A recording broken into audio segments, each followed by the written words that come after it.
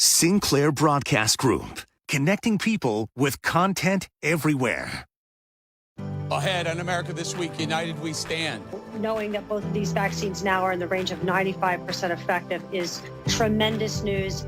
I think this is great news for every American. Pandemic expert Dr. Dena Grayson is back. We have the full might, the full breadth of the U.S. government, all of our agencies and departments to be able to squeeze these drug traffickers. Plus, my conversation with President Trump's drug czar, Jim Carroll. And you won't want to miss our all-star panel. They're back. And I want every vote to count.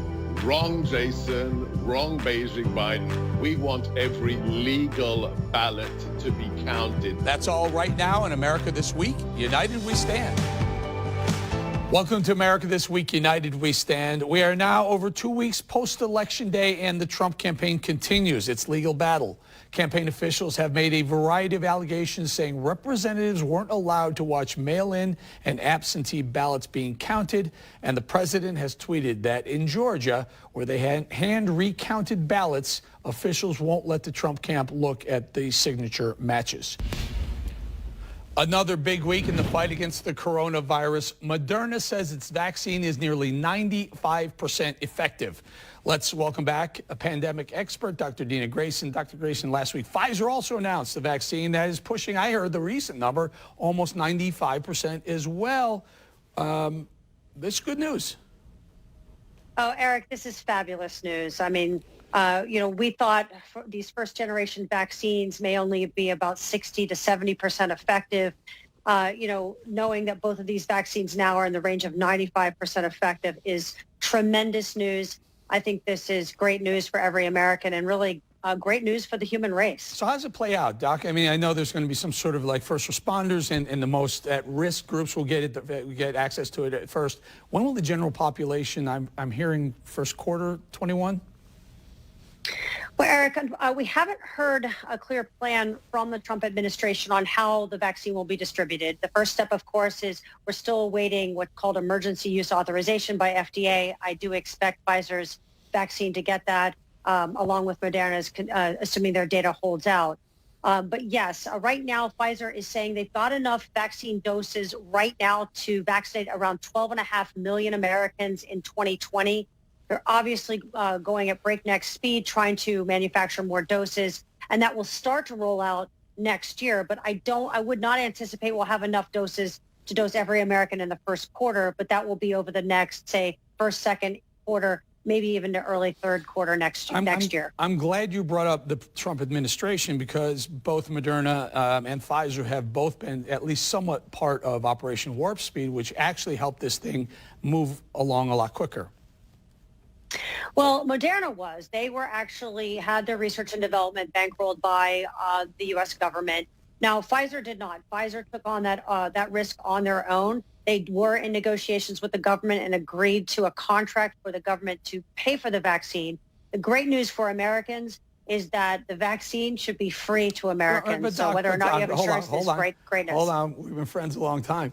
But if you give Pfizer a built-in $2 billion customer base, it's a lot easier to take the risk on producing the actual product.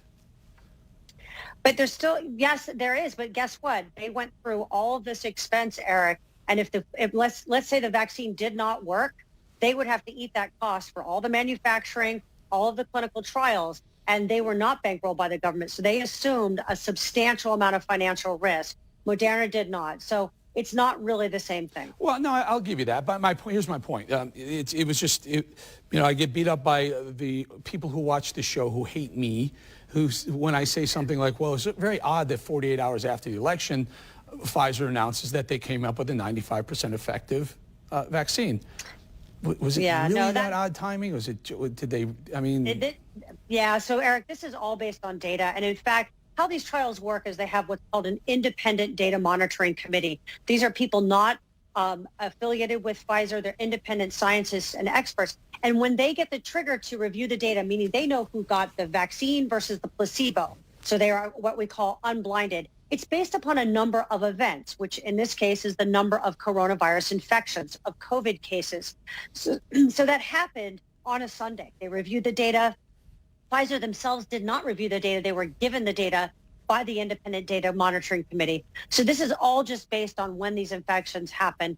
So I don't think there's anything untoward going on here whatsoever. I think this is really, truly based upon the science. Okay, fair enough. But I also like to give credit where credit's due. I believe, and by the way, I'm on the board of a pharma company, so it's not like this is all, Greek to me. I'm on one of the most important things is getting the FDA to approve your trials, and sometimes it takes years for them to get that. With what's going on right now with this vaccine, these companies were offered some pretty rapid FDA approvals to go forward in their phase 2 and phase 3 trials. You got to give some credit to the Trump administration for that. No, actually, you don't, Eric. Those emergency use. No, hang on. Let's talk about facts. I have a lot of experience in this space, developing a therapeutic for Ebola several years ago. So actually, there is currently on the books and has been prior to the Trump administration something called emergency use authorization. Right. That's the path that these companies are going down with FDA. That's been in existence long before the Trump administration, and frankly, they had nothing to do with that. All right. We'll agree to disagree. Once again, Dr. Dena Grayson, always good having you on, though. Thank you. Thanks for having me. Okay, let's now go to our all-star panel. Sinclair political commentator Amisha Cross, member of the President's National Security Education Board, host of America First on Salem Radio, and Sinclair Media contributor, Dr. Sebastian Gorka, University of Maryland lecturer, Dr. Jason Nichols. Dr. Jason Nichols, let me start with you on this. They keep finding ballots in Georgia. They keep finding ballots in Trump country, Georgia. I'm not going to sit here and say this is going to change the election. But here's my concern. We have a big event coming up, January 5th. There'll be runoffs for both of the Senate seats in Georgia. Is that going to be a safe vote count in January?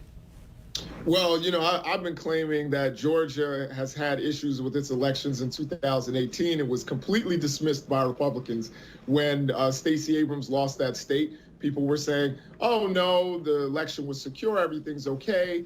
And then today, now they're saying, well, Georgia's not safe. I think it's safer than it was in 2018. But I think that at the same time, there need to be some efforts to make sure that we don't lose ballots or ballots don't get counted. I want every American's ballot to count. I don't want to stop counts in certain places and keep counting in others, which is the hypocrisy that's been coming from the right. I think that we need for Georgia to get its act together. The people who are incompetent, who are not getting it done, need to be moved aside, and they need to bring in people that are actually going to make sure that people's votes are being counted.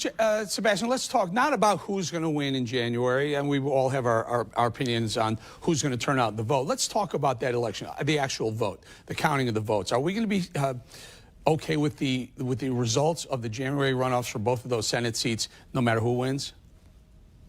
I just think it's fascinating that Jason, like he's reading some, DNC Central talking points. He says, I want every ballot to count, just like Biden said, I want every vote to count. Wrong, Jason. Wrong, Beijing Biden. We want every legal ballot to be counted. That's all the president wants. So very interesting choice of words there. When it comes to the irregularities, how is it that thousands of votes here, hundreds of votes there, thousands in the Dominion voting system are found, but they're never found for Biden? Why is it that they're found and misplaced for Donald Trump? It's so strange that everything seems to be going in one direction. Anything that is suspicious always points in one direction, and I find it more than a little strange, Eric. All right, and Amisha, here's what, for our audience's sake, the way it breaks down. The last two Senate seats to be decided are both in Georgia.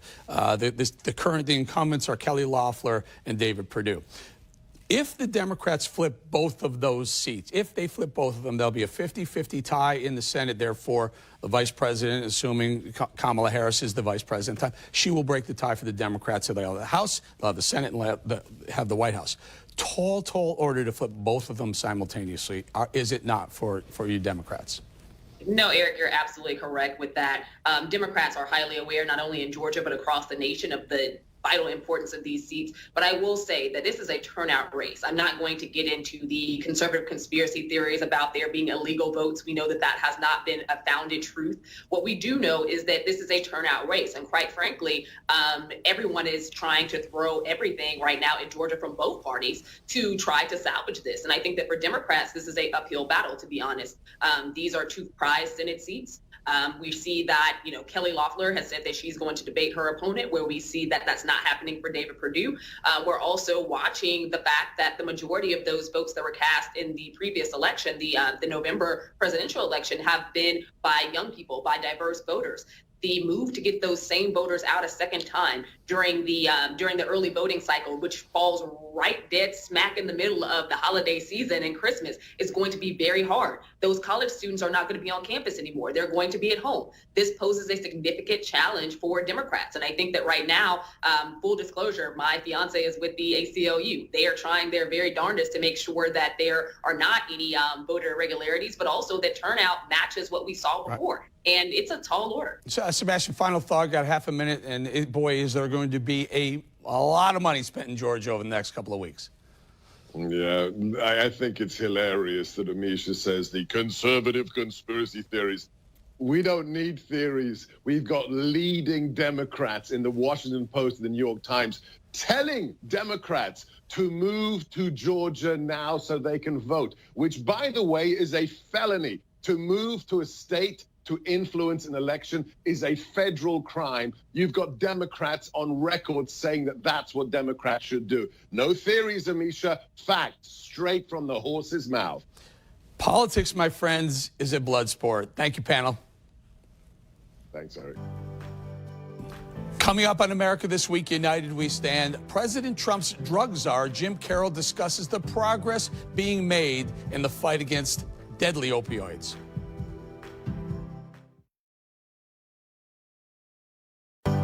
United we stand, we never fall. This perilous fight, it takes one and all.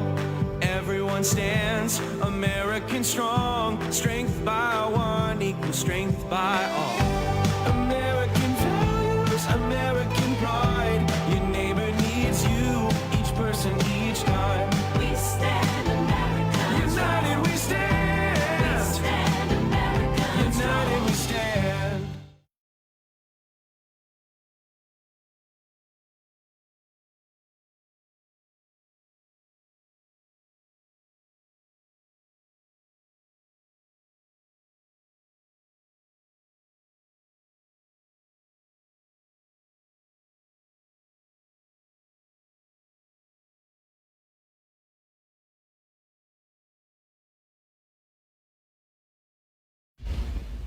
A few weeks ago, I spoke with the director of the Office of National Drug Control Policy, Jim Carroll. Director Carroll spoke about the most recent push to get the drugs off our streets. Take a listen. It really is a whole of government approach per the president, and everyone is involved, including the First Lady. I just did an event with her about a week before her COVID test, but we did a great event at a hospital where they are treating mothers and infants who are either coming into the hospital with an addiction or for the infants who are born with an addiction, and making sure that we're just embracing them and getting them the help that they need. You know, First Lady was terrific. We did a couple of town halls. She donated her time. She flew out to Las Vegas once for one of the town halls. She was in Virginia for another town hall talking about the opioid epidemic that took my son and takes too many young people in America. Also, Director, you and I have been, you've invited me on a couple of these drug offloads and brought us to the front lines. You and I have been in a drug tunnel before. How are we doing keeping these drugs off the streets of America? Under President Trump, we are setting record numbers, and we are on track for another year of record seizures of these poisons that are coming in and sadly taking the life of whether it's Eric Chase or someone else's child. And so the president is intensely focused on this issue. We talk about it frequently. And of course, we are bringing that whole of government approach. Mark Morgan, our great Commissioner of Customs and Border Protection, announced today some encouraging information about the latest statistics. But sadly, That border still needs to be improved. That's what the president is focused in on, and we're going to continue to strengthen that border so less poison comes in. You know, Jim, fentanyl. Fentanyl has been a big problem, fentanyl from China. You don't hear that name brought up a lot anymore. Is it because it's not coming in, you're able to stop a lot of it, or these dealers have switched to some other drug? Yeah, sadly, the drug is still there, but the president has really taken a tough stance with China. He got a commitment from the president of China to stop the fentanyl from coming in. A year ago, I led a White House delegation to China where we got additional commitments. And since that time, fentanyl directly from China to the U.S. has basically gone to zero. But however, what we do know is that it is still coming from China, other parts of the world, to places outside the U.S., such as Mexico. We're seeing an increased production of fentanyl in Mexico. That's why it's important we continue to make these record seizures to support the men and women of law enforcement, to bless them for what they are doing on the front lines to keeping it out from our country. You know, we talk a lot about the southwest border, and that's appropriate, but we're also seeing upticks in other parts of the U.S. of how it's coming in, and we're going to continue to work under the president's direction to make sure that we're targeting this. We need less fentanyl on these streets so we have the opportunity to save more kids. Director, I got about half a minute or so, and the reason why I'm bringing this up is because it's staggering the amount of drugs. Now, these drugs are killing people, so whatever you get off the street is a grow. We're not getting a big percentage of it, maybe less than 10% you're catching. 90% still makes it through, but whatever you're catching, you're saving lives. You and I were in San Diego. We looked at a drug offload, and there was $500 million worth of drugs that was just gathered in one portion of the ocean in, what, a 30 or 60-day period? Yeah, and that's why it really takes all of the government agencies coming together, whether it's the U.S. Coast Guard, and as in that incident, CBP, as we talked about, both at the border and at the ports of entry, or whether it's the DEA. Also, of course, under this president, we have all of our agencies involved. We have the Department of Ag helping agriculture. We have the Department of Agriculture working on rural issues. Yep. We also have all of our intelligence agencies. We have the full might, the full breadth of the U.S. government, all of our agencies and departments to be able to squeeze these drug traffickers into a place where they cannot send these poisons into the U.S. Right. We're targeting them, and we're going after them where they are. We're bringing the fight to them under President Trump, and we're going to win. All hands on deck, as they say, and I'm honored to lock arms with you, Director Carroll, and helping stop this deadly scourge entering the country. Thank you a lot. Thank you very much, Director Jim Carroll. Thank you. And I want to let you know we're listening and we hear you. Keep calling 888-601-0032. That call is toll free. The reviews over the election fallout have been pouring in literally by the hundreds. Here are just a few. I'm just wondering, how come they can let Trump just do whatever the hell he want to do, will not leave the White House, causing all kind of corruption and stuff? I think it's important that Trump be a wild bulldog and not let go of this and make it right. I feel that the Democrats want to extend their hand and heal. The first thing they could do is stop calling Trump supporters racist and white supremacists. That would be a good place for them to start. Hi, Mr. Bolling. I want to tell you how much I appreciate your show, and I wish it were on prime time. It would be a great replacement for some of the things that they show as comedy these days.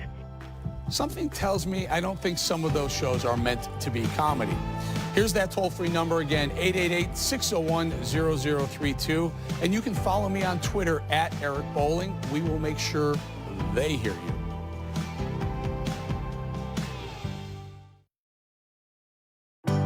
United we stand, we never fall. This perilous fight, it takes one and all.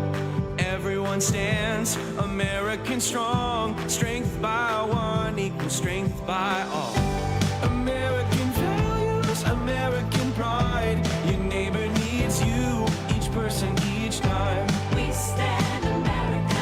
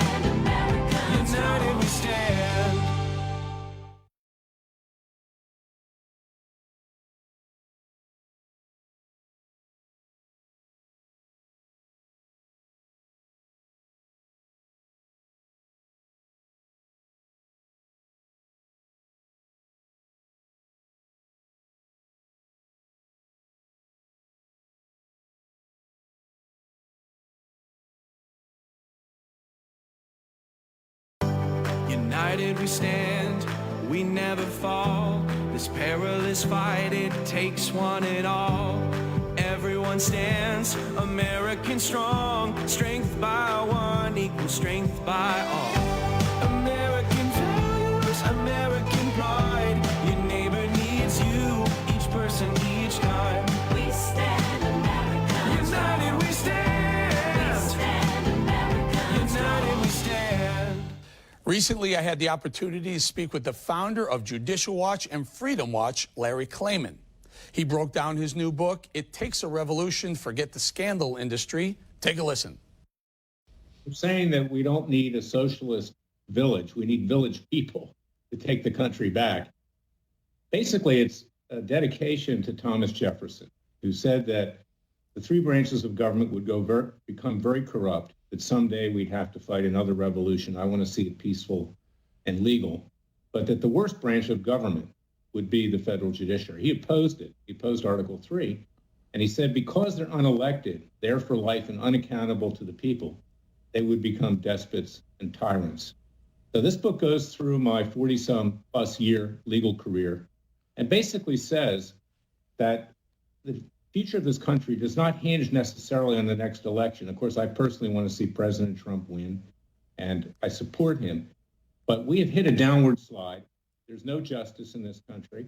We see that everybody from Comey to Clapper to Brennan to the Lovebirds to the Clintons, the Obamas, and now Biden, don't expect him to be prosecuted for what's obviously a bribery scheme with the Ukraine and China, is that we the people must rise up and ourselves fight a revolution and to turn off cable news, not your show, but cable news that exploits these things, and that we need to get to work. Take our feet off the coffee table, put the popcorn and Coke down, and let's wage a peaceful revolution. This is something which is not being said in any other book that's out there today. They're basically just going through the horror stories of the last 4 years with the Russian witch hunt and saying vote for President Trump. And I'm going to vote for him too. But even President Trump, if he's elected, would only arrest the downward slide for 4 years, even in a small way, because Congress would oppose him. Most people in Congress, including the Republican establishment, and certainly these federal judges who are highly politicized. And we see what they've done already in the last 4 years in blocking his initiatives. Right. So we need to rise up. Couple of quick fact checks. We're not cable, we're broadcast. Number one. Number two, no popcorn and Coke for me. I'm on a diet. Larry, you say that the judicial branch is corrupt, has become corrupt, and they're despots. Would you include the Supreme Court in that assessment? I would. Now, there are a few good judges up there, justices, I might add, Alito and Thomas, and we hope that Comey Barrett will meet that standard. But even they are political. You can gauge with almost exact certainty how they're going to vote. And this is really what's broken in our system. How do you get to be a federal judge? Through large campaign contributions and other special interest perks. There's a judge in Rhode Island, Eric, Sheldon Whitehouse's protege, who gave $500,000 to get his judgeship. And that explains why the American people have been left defenseless. And what I'm saying is we need to resort to things like citizens' grand juries. We have the right. Justice Scalia said that the grand jury belongs to the American people to indict, to try, convict, to sentence. And my book even talks about... How do you do that, Larry? How do you do that? You're saying people get together and decide to pick a grand jury and try people? Isn't that vigilantism? No, it's not vigilantism. That's what we did in the Old West. What is the choice, Eric, now that we don't have a Justice Department and we don't have a government? The government is opposed to the President of the United States, by and large, the deep state. What choice do we have other than violent revolution? And I don't want to see that. So consequently, we have to resort to these means. And if that doesn't work, then Jefferson's prophecy of shedding the blood of patriots again will turn out to be true. What about, very quickly, Larry, about a minute or so, packing the court? The Democrats have said if they win the House, if they win the Senate and the White House, they could pack the court. Your thoughts on that very quickly? Well, they will pack the court. They're also going to destroy the country. And we can see just this week the stock market crashing. The very thought of Joe Biden and Kamala Harris is already destroying the economy. And that's why I hope people do buy my book, It Takes a Revolution, Forget the Scandal Industry, because our future does not depend on any one politician. It depends on ourselves. And that's something we have to keep in mind. And it's not enough. And I don't beat my chest in this book. I said I barely scratched the surface, Eric. Now is the time that we have to take strong action, or we won't have a country much longer. All right, we'll leave it right there. Larry Klayman, It Takes a Revolution is the name of the new book. Go out and get it, everybody. Larry, thank you very much for your time. Never miss an episode of America This Week, United We Stand. Just set your DVR. Go to facebook.com/America Bolling, all one word, to find out when we air in your city. And you can also subscribe to our YouTube channel. So if you miss a show or want to rewatch an interview, you can see them all right there.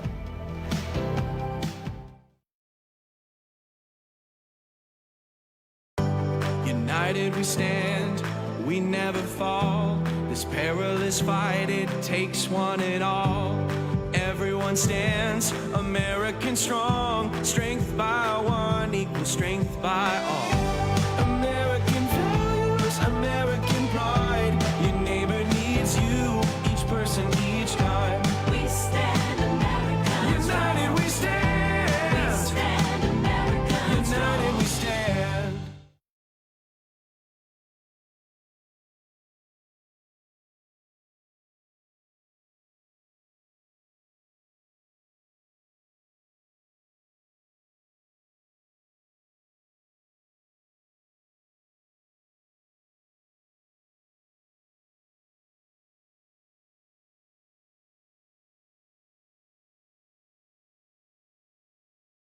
America This Week, America's fastest growing political show, points out how rough and tumble politics shape opinion in every region in our country.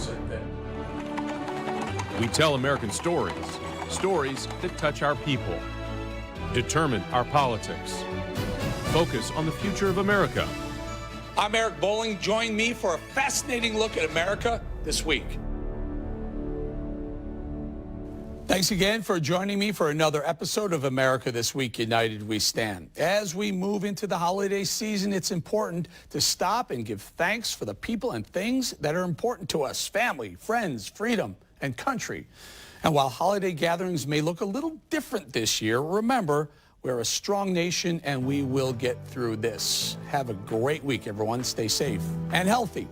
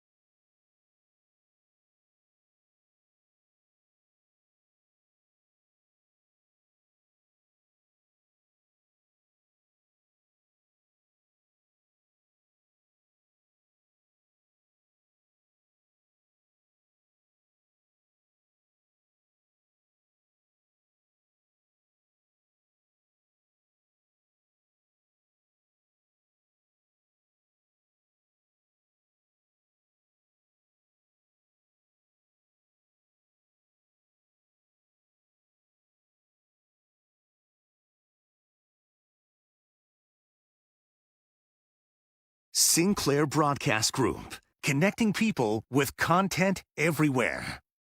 Ahead on America This Week, holiday special. First pass I catch. You caught your own first What pass. are the chances of that? That's like my favorite story ever.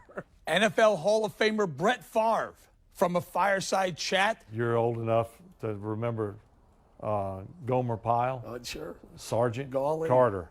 Sergeant Carter. That was my dad. He had a flat top, crew cut. Some knuckle, huh?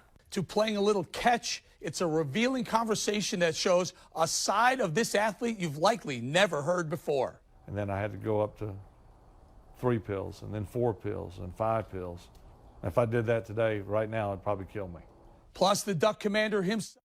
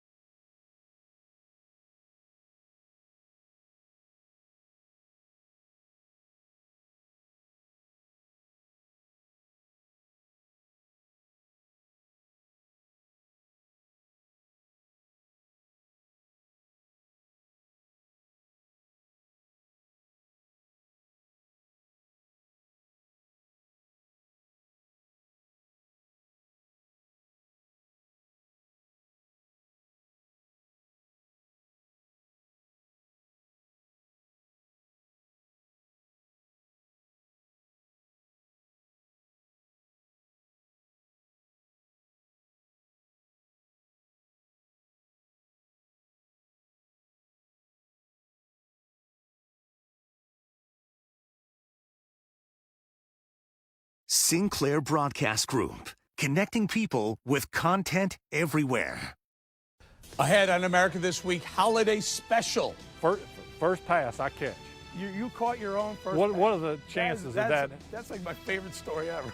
NFL Hall of Famer Brett Favre from a fireside chat. You're old enough to remember Gomer Pyle. Oh, sure. Sergeant Gawley. Carter. Sergeant Carter. That was my dad. He had a flat top, crew cut. Some knuckle, huh? To playing a little catch. It's a revealing conversation that shows a side of this athlete you've likely never heard before.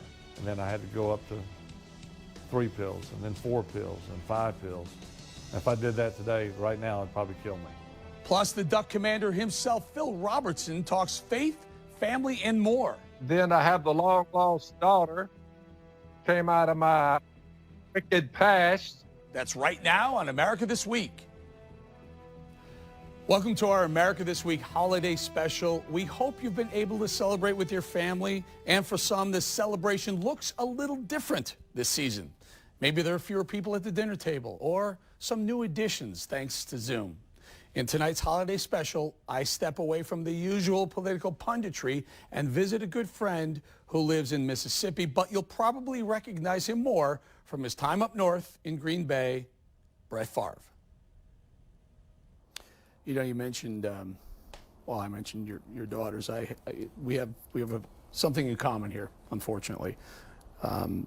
Most of my viewers know I lost my 19-year-old son as a sophomore at University of Colorado to an opioid overdose. You've had some issues with Vicodin and other opioids. Can you tell us about it? Yeah. I don't even know if Vicodin is a drug of choice anymore. It's been so long. I know Oxycontin